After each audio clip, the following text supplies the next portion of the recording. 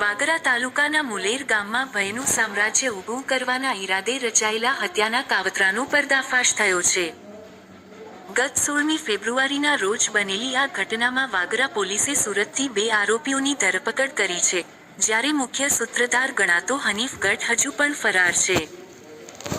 ઘટનાની વિગતો મુજબ, મુલેર ગામના બસ સ્ટેન્ડ નજીકથી જ્યારે મુબ્બસીર હનીફ ગઢ પાણીનું ટેન્કર લઈને પસાર થઈ રહ્યો હતો, ત્યારે મકસૂદ ઉમરજી પટેલે તેને રોકીને પૂછ્યું હતું કે, તારા પિતા હનીફ ગઢ મને ફોન પર કચરી નાખવાની ધમકી કેમ આપે છે?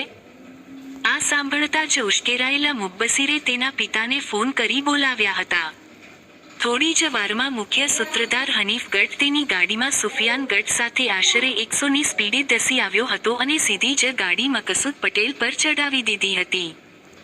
હુમલો એટલો ભયાનક હતો કે મકસૂદ પટેલ હવામાં 25 ફૂટ જેટલા ફંગોળાયા હતા. આટલેથી ન અટકતા, આરોપીઓએ ગાડી રિવર્સમાં લઈ ફરીથી મકસૂદ પર ચડાવવાનો પ્રયાસ કર્યો હતો અને ત્રણેય જણે ભેગા મળી તેમને ઢોરમાર માર્યો હતો. ગ્રામજનો વચ્ચે પડતા હુમલાખોરો ત્યાંથી નાસી છૂટ્યા હતા. ગંભીર રીતે ઈજાગ્રસ્ત મકસૂદભાઈને હાથ પગમાં ફ્રેક્ચર અને માથાના ભાગે ગંભીર ઈજાઓ પહોંચતા સારવાર અર્થે ખસેડાયા હતા. આ ઘટના બાદ ગામમાં ભારે રોષ જોવા મળ્યો હતો.